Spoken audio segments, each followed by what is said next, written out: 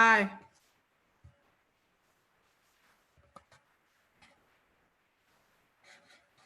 Greetings. Likewise, I had a hard time getting in. My computer was spinning, so I thought it was you or me, but I guess it was just my computer having a hard time logging in for the past almost 10 minutes.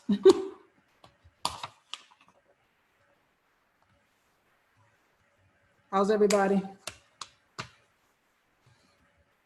Great. Hey, Colin, Good. How are you doing, Tina? how's my voice? We can hear you now. You were muted earlier. All right.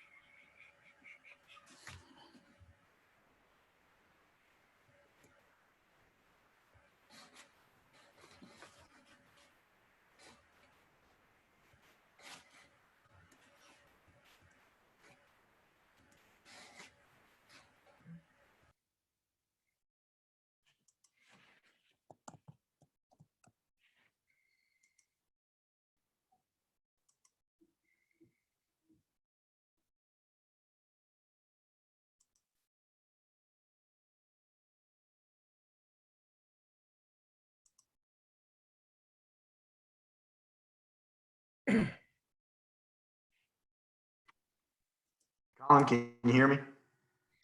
I can. Okay. Is it better than last time? It is great. You look like you have arrived into civilization for this meeting. Thank you.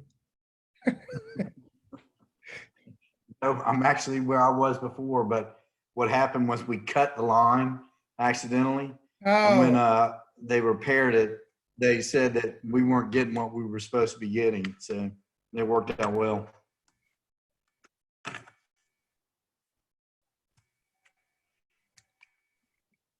it's 4. You're free to start whenever you'd like and wait a few minutes. It's up to you. Okay. All right. Okay. All right. Want to call this meeting to order and want to welcome everybody. I hope everybody's been well and safe. And just a few notes, everyone is muted and there's going to be opportunities for the public comment at some point. And the public can point by either using the chat function or the raise your hand function in Zoom.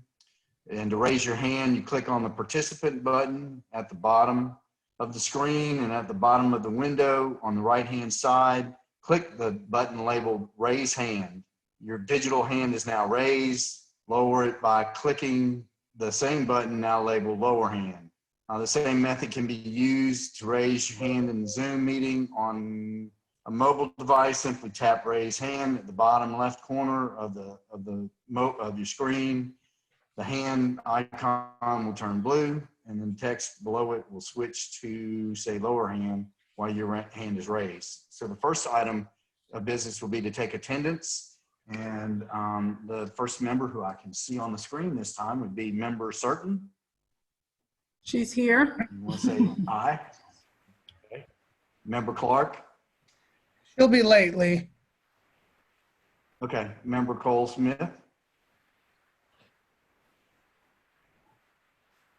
think everybody's muted. I can see Karen. Okay, let me hang it. Give me just a minute. Give me just a minute. Rehousing, and maybe we do need to pay the Here, rent bill.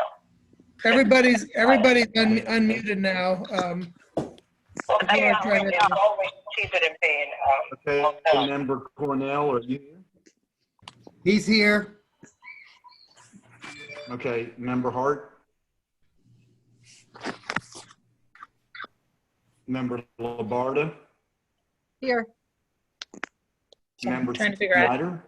Turn it down, but Here, Snyder is here.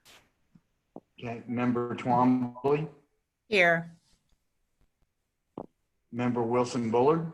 Present. And obviously I'm here. So the agenda view, revision and approval. I'm gonna, whoever makes a motion, I'm asking that the April 2020 CTAC transactions report on page 294 be moved from the for your information section of the agenda to the consent agenda, because that's a policy that we approved. So if anybody would like to make a motion to approve the agenda, it would be appropriate to do so now. Lee, I would move that we approve the agenda and move the informational item from CTAC transactional report up into the consent agenda as you asked. I'll second. Okay, we have a motion, we have a second. Okay. Okay, Member Certain, Aye. Member Clark, Absent. Member Cole Smith, Aye. Member Cornell, Aye. Member Hart, I think she's absent. Member Labarda, Aye. Member Snyder, Aye. Member Twombly, Aye. Member Wilson Bullard, Aye. and I. Okay. The next item would be the consent agenda.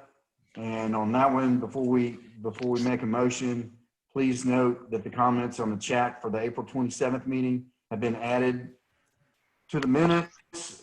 There was only one comment, but wanted to point that out.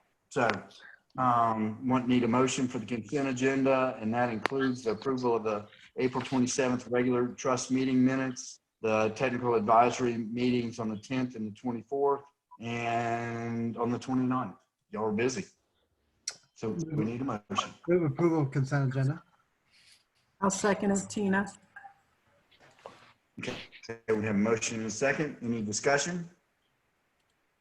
There being none, Member Certain, Aye. Member Clark, Member Cole Smith, Aye. Member Cornell, Aye.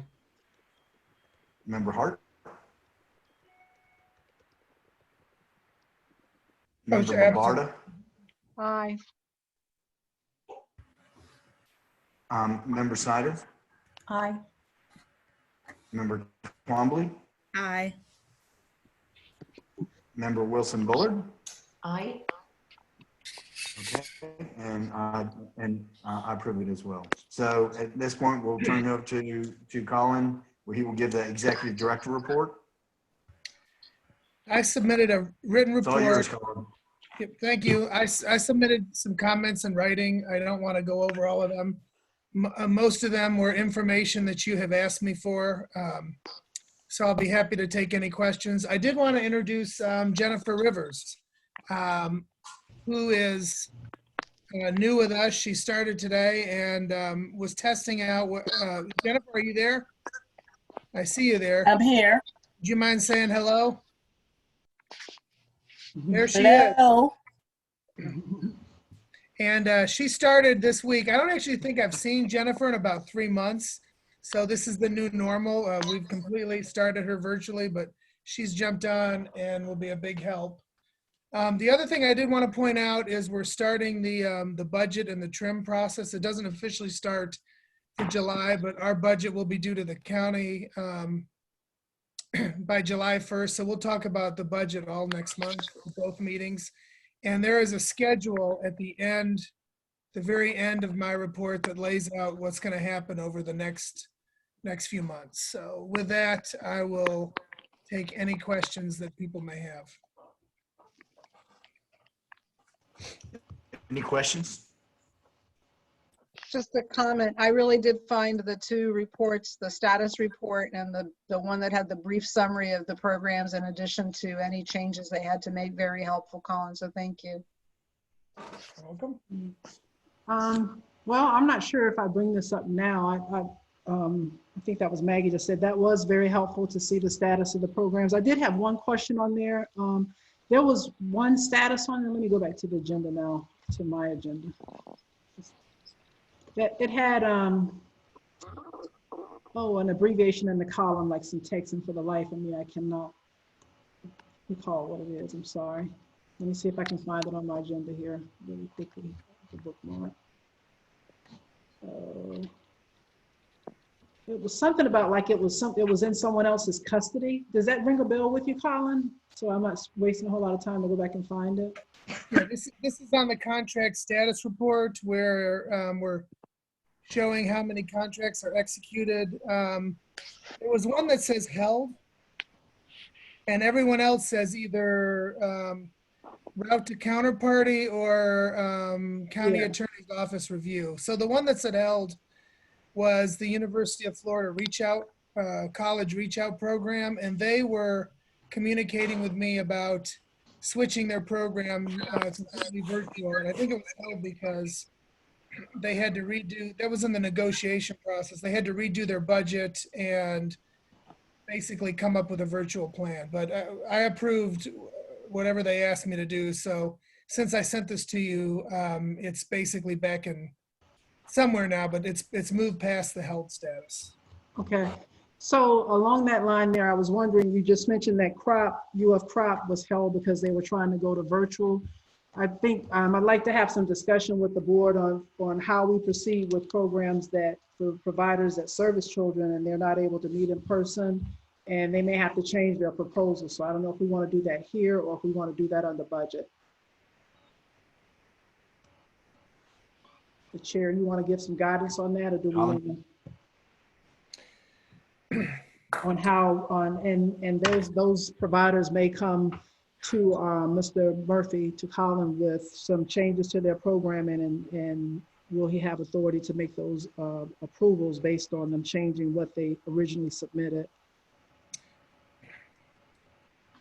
Lee, did you want me to comment on that? Is that what I heard you say? Yeah, if you don't mind, because I thought we were giving you the discretion to, if there's less than a 10% change, that you have the discretion to make those decisions. Isn't that correct? I think Member Certain is asking a little bit different question. The item for the policy in the action item section is merely budgetary. So the changes with the college reach out program and all of these others happen in the negotiation process. And really, as far as I can tell, so long as there was not really a change in scope, and it was more in the change of method and service delivery, let's say virtual versus in person, that we worked out those changes and budgets and scope in the negotiation process. the amendment that I have has to do with after a contract's already been signed and agreed to, and then they want to make a change in their budget. And what authority do I have to approve those without redoing a whole contract again? That's specifically budgetary, and the policy says explicitly that I can only do that if there's no change in scope. If there's any change in scope, I would have to bring that back to the trust. I think Ms. Certan's question is a little bit different, if I'm not mistaken. Is that right? Or maybe you could clarify. Yeah, my question is what if there's a change in scope? So they may have decided to do one program with the original grant application, and now that we have COVID, we're having to change. It may still be virtual, most likely will still be virtual, but what if there's a change in scope?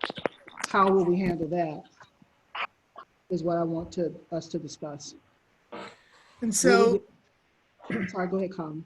yeah, so I would say that I don't really have authority to just completely approve programs that are completely rewritten in what they want to do, based on what they bid on. So if in that case, I would either say, no, you can't do that, or bring that back to the trust, because the theory is they've applied to do something, and this is what we're going to do, and now we want to do something completely different. I don't think that I really, without some kind of direction from the trust, can just approve that. This is Maggie.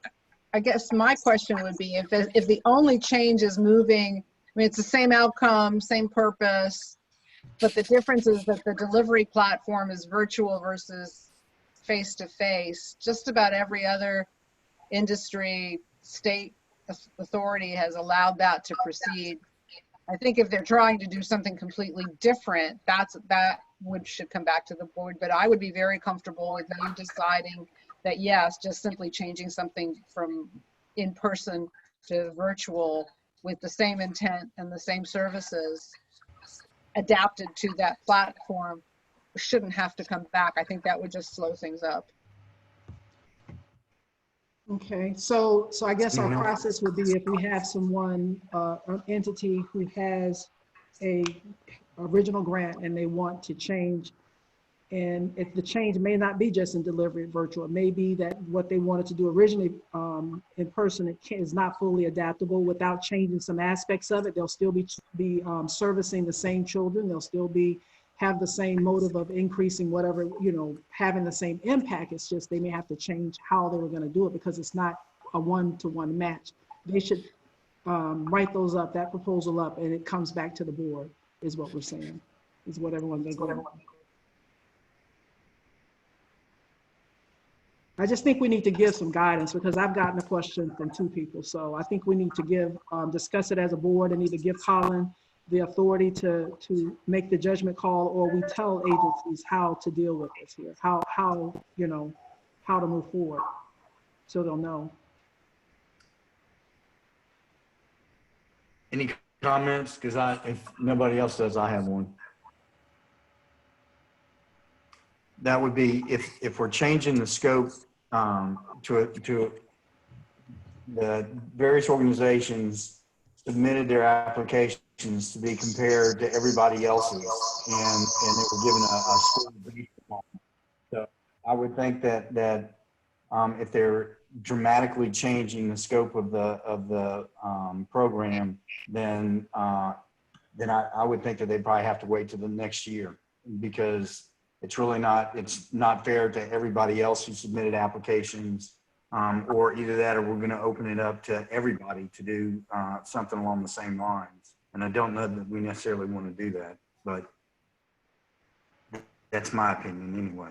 If it's essentially carrying out the same program, and as Maggie said, with the same outcomes, that's fine. But if they're changing the way that they're doing it substantially, then I think that tremendously changes the dynamic.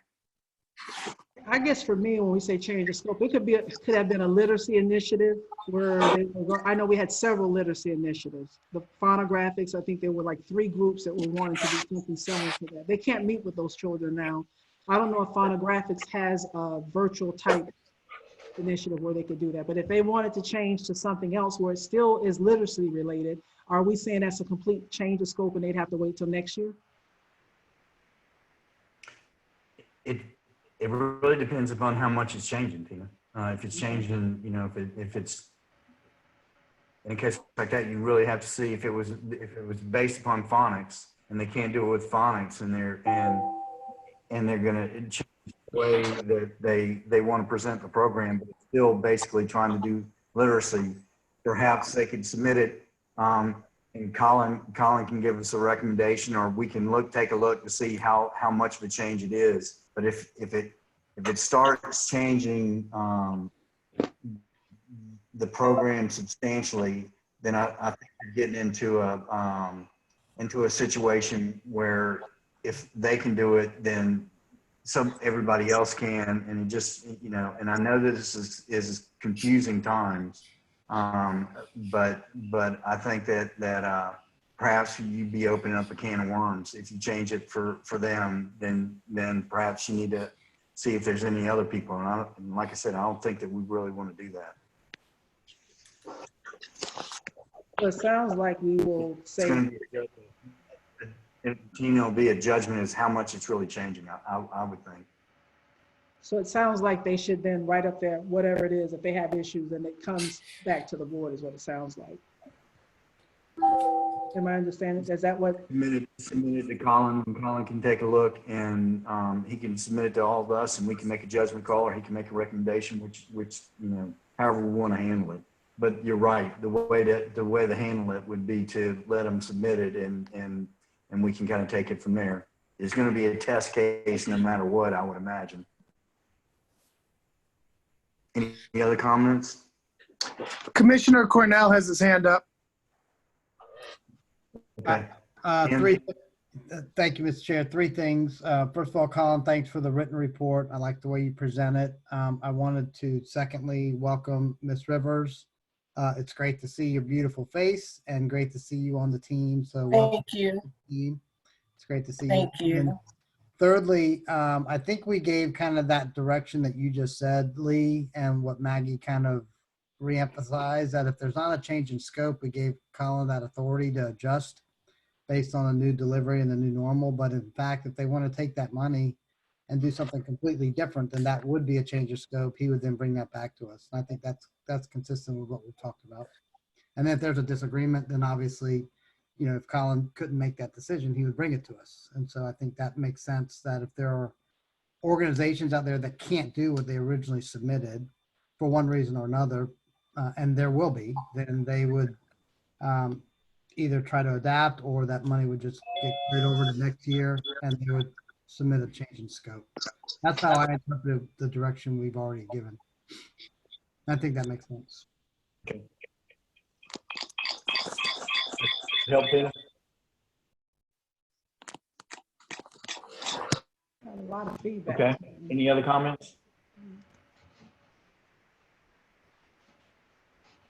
Okay. Anything else, Colin, for the executive report? Do we need a motion to accept this report or not? Sure. I don't think so. No? Okay. You want one, Colin? Okay. Why not? I actually thought about that. So it's up to you. Okay. The next item would be the presentation, and I believe Herman's going to be the guest speaker on this one. Yes, and actually Herman and I had talked, and I'm going to kind of, we're going to tag team. I'm going to share my screen again. I got knocked off. I apologize. So give me just a second to regroup here. But we just thought we'd bring everyone up to speed on where exactly the technical advisory committee is. And I'm sorry, you're gonna have to give me a minute. I got knocked off and it completely, I completely lost what I had. So if you give me just a second. I apologize. That's fine.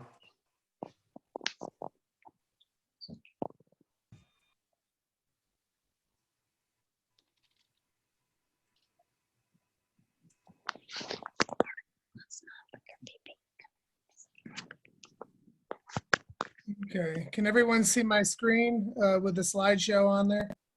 Yes. Okay. Okay, so the Technical Advisory Committee has been meeting for a while, and what I thought I'd do is just explain kind of the big picture, what we're trying to accomplish, and then Dr. Knopf will fill in on the details. Spoiler alert is this is not the finished report. The Technical Advisory Committee thought they needed one more meeting before they were finished. And so I think everyone agreed we'd rather have a good report that's buttoned up than something that's less than satisfactory. But the big picture of what we're trying to accomplish is essentially what should we fund? There's a famous economist, V.O. Key, that posed it's really a classic question, and it's on what basis shall it be decided to allocate X dollars to activity A instead of allocating them to activity B, or instead of allowing the taxpayers to keep the money for his individual purposes. And one of the things I've found from talking to several of you one-on-one is that there's high expectations on both the Technical Advisory Committee and the needs assessment that it's going to be completely obvious on exactly what the trust should do once all that work is done. And I think it'll be a lot clearer, but at the end of the day, there's still going to be some judgment calls you have to make based on your values. So regardless of what ends up being presented, it's still going to be, you're still going to have to make some judgment calls because there's simply not going to be enough money to meet all of the needs of all of the children. And that's going to be even more true based on what's happening now with COVID. So I just kind of wanted to lay down those expectations. The charge of the committee was really to do two things. One, look at some existing data and identify community strengths. And then, basically create a data agenda of data we'd like to have, but that's lacking. And then to work with me to develop a report to make it very easy to understand on what the next step should be.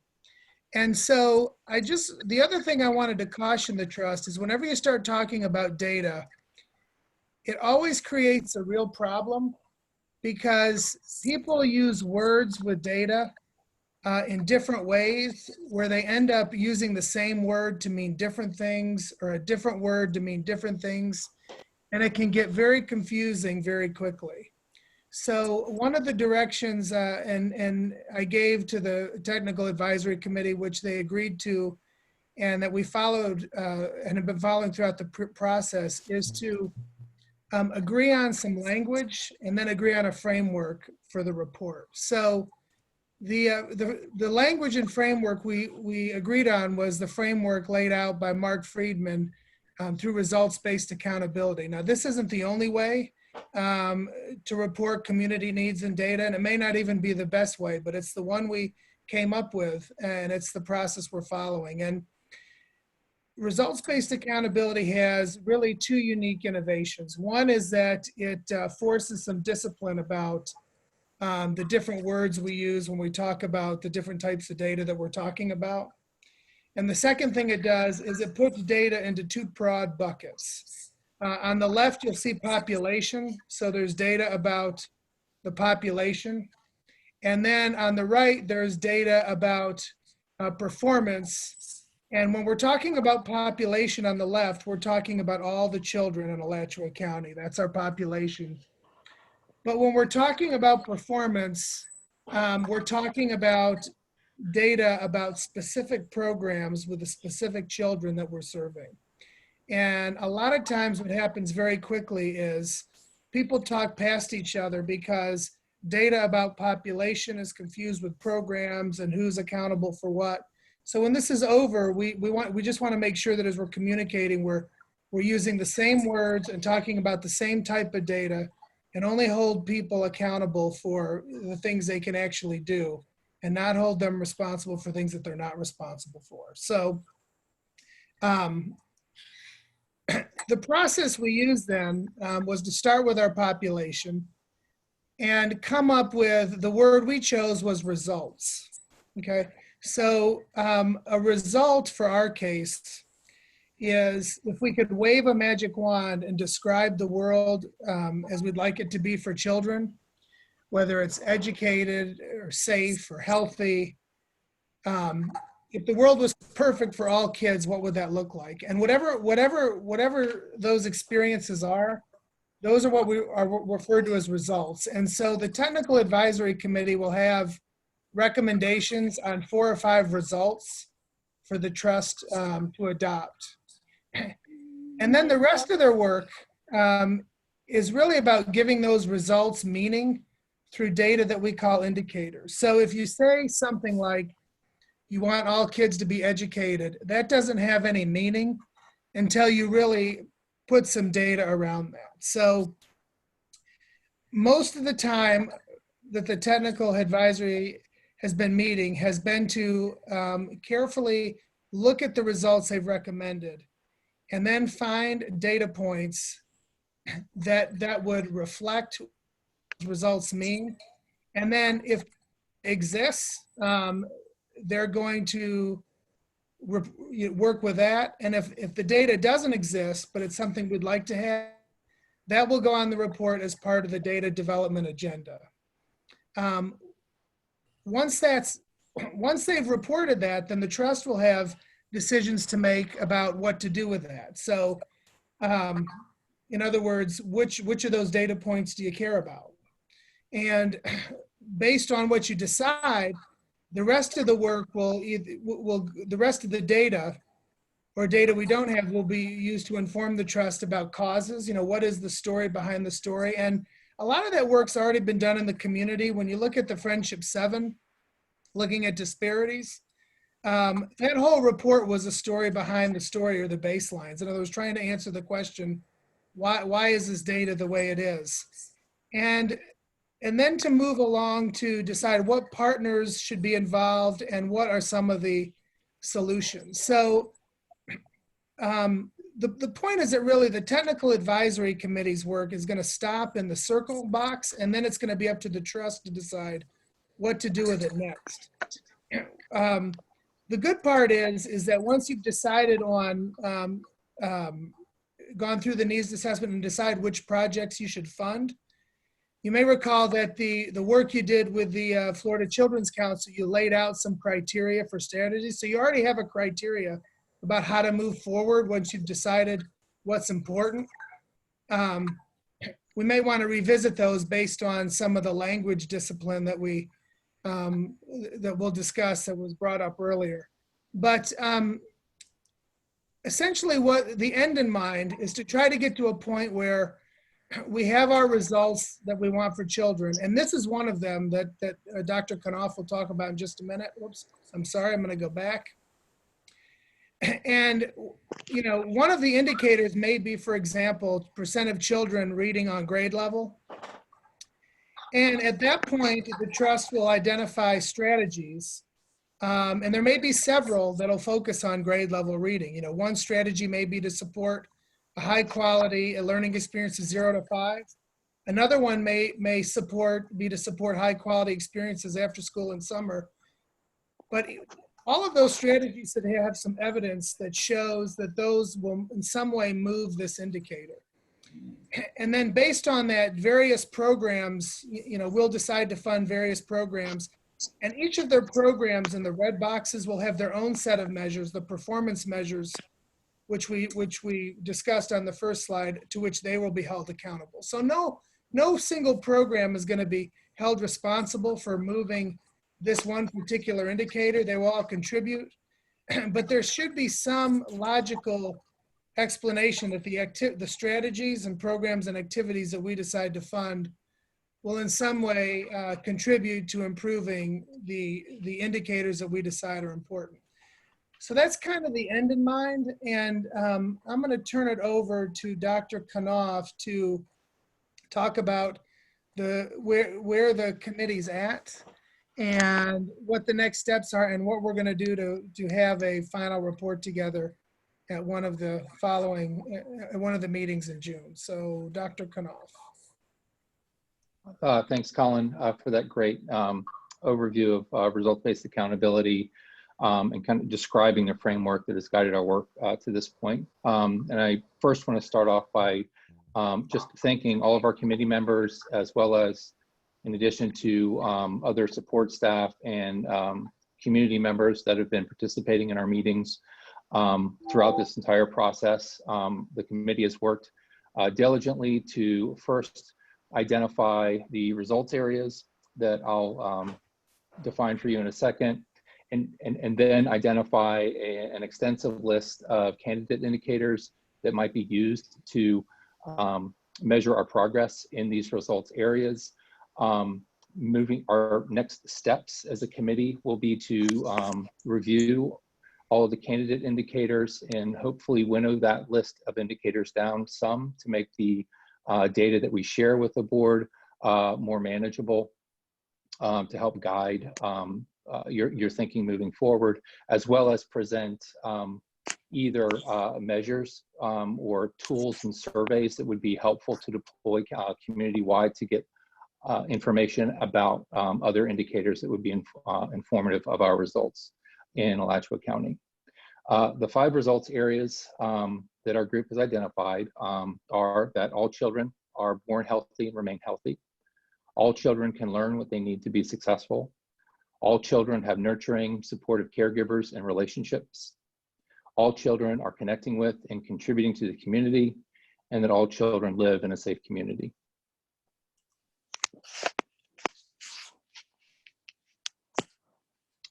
I'm not sure I need to read through each of the indicators, but because you guys have this packet in your handouts, I want to share with you how we've organized these next few slides in the PowerPoint that you're looking at. Is that we first are listing the indicators for which we have existing data drawn either from publicly available data sources or existing reports and information that could be useful in guiding the decision-making process moving forward. Across each of the 5 results area, we have over 40 candidate indicators at this point that we have gone out and found data for multiple years and broken out by race and ethnicity or other demographic characteristics as available within those data sets. And then also on the this next slide, as an example,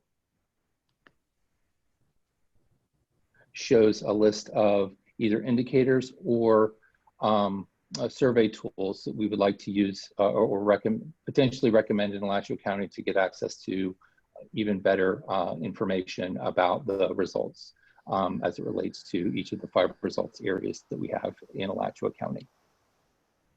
And if you could just, Colin, just slowly kind of roll through these so that the trust board can review these, and then pause when we get to the next steps.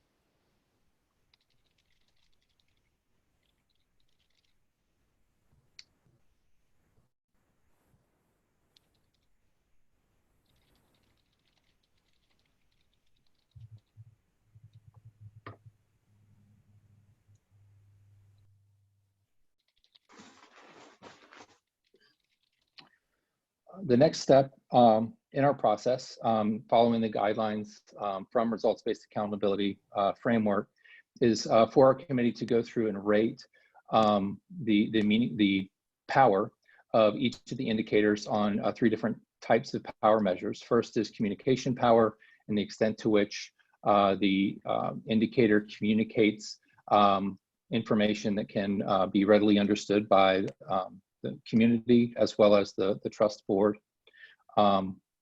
The proxy power, whether or not the indicator says something of central importance about the result. And 3, the data power, which relates to the ability for us to access reliable data consistently over time so that we can continue to monitor progress in the result area that the indicator would be nested within. In our next meeting, our committee will be discussing ratings of these different types of power to communicate for each of our indicator lists, and then we'll be using that to pull together a final listing of indicators that would also include the actual data that those indicators to show how we are with regard to our results in Alachua County for all children and families. I think Does Commissioner anybody have Cornell, any questions? yeah, Commissioner Cornell had his hand up, I believe. Ken? Thank you, Mr. Chair. So I like the way this is framed, and I certainly appreciate the work of the Technical Advisory Committee. Dr. Knopf, have you had any discussions at the Technical Advisory Committee yet with regards to what weight is being given to each of the result areas? Meaning, more weight or less weight to each of the 5 result areas. We have not had discussions about weighting the results areas, and without guidance from the trust board, they're right now considered, equivalent results areas for that attend to different aspects of well-being for kids in Alachua County. Okay, so and that makes sense. My accounting analytical mind, and I'm sure Tina's got her numbers going in her head as well, is just thinking if we're going to use this for budgeting purposes, that discussion probably needs to happen. If the kids aren't safe, can they do anything else? And so would you recommend that that the Technical Advisory Committee bring back recommendations about how to weight those, or should we just leave that to this board? I think that it would make sense to have the data in front of you and then have that discussion about how our performance in those results areas looks, to identify an area that the trust board would identify as an area of focus early on as opposed to later on. But I don't think that you want to make that decision without looking at those indicators. Okay, thank you, Mr. Chair. Thank you. Calling, I see Karen's got her hand up. Anyone else? Go ahead, Karen.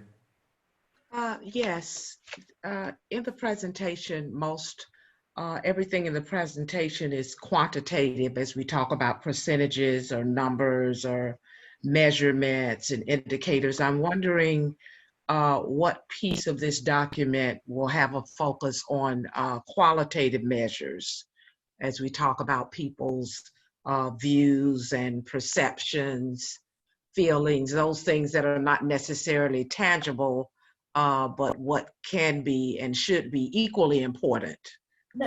We talk about the things that we're addressing here. So what role does the qualitative piece, or what role is played here, and where is that reference in the document? Member Cole Smith, I would like to thank you first for raising that point, is that is absolutely an important component of strengths and needs-based needs assessment that would be done in the community. And I think that that qualitative data and perspectives from folks that are either delivering or receiving services in the community should be part of a second step and part of the story behind the data that Mr. Murphy referenced in his presentation. I want to chime in because I think, I'm sorry. Raise my hand. Okay, Maggie. As somebody who's been involved in the committee and now is on the board, I really do want to say that I think that value discussion, and then where this data points to a lot of trouble, maybe where we want to, Member Cole Smith's point, to focus then in on a needs assessment that goes out into the community. But at this point, I think this data will give us a really good indicator of where the most difficulties may be in the community, or maybe they're across the board when we look at them all. But I do think that next piece is driven in part by values. And I know Dr. Snyder's been on this committee doing the work as well. And I think that'll be the next piece, because ultimately there's not enough money to address everything, even on one result. So I think that it'll be up to us to articulate what should be a priority and how do we then assess the story behind those priority areas. I don't think the committee can do that. And that's why we thought that it was, this is Dr. Snyder, or Pat, this is why we thought it would be important to, and Colin, thank you for that really important introduction, because we talked a lot about this in the technical advisory group and the need to really have a good sense of what kind of data we want from the strengths and needs assessment. So rather than just going out and getting the data that are already publicly available and compiling that, that's not going to tell us. We'll be able to look at those data and see where we have issues. We want to know more about the story behind the curve, how you turn the curve, to use RBA terminology. And those data are best had by using more qualitative methods and much more of an engagement with the people who are directly affected by programs and supports in the community.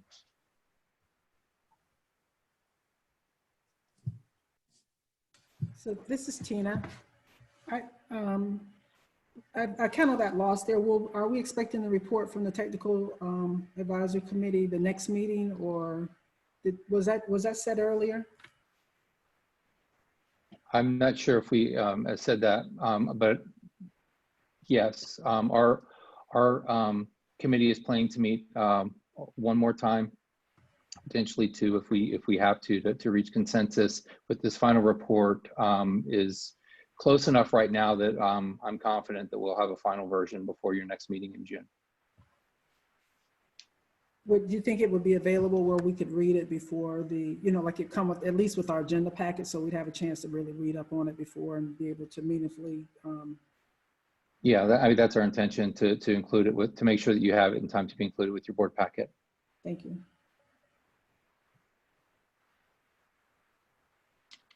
Anyone else?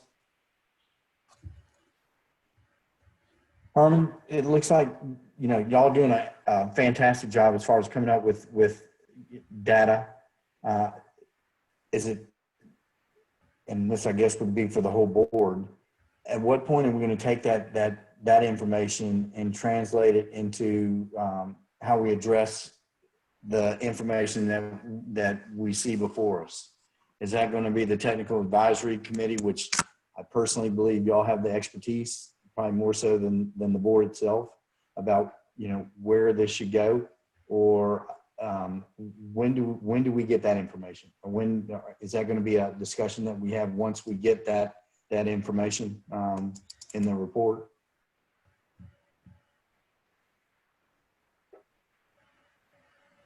I'm not sure, Chair Pinkerson, who you were addressing that comment to.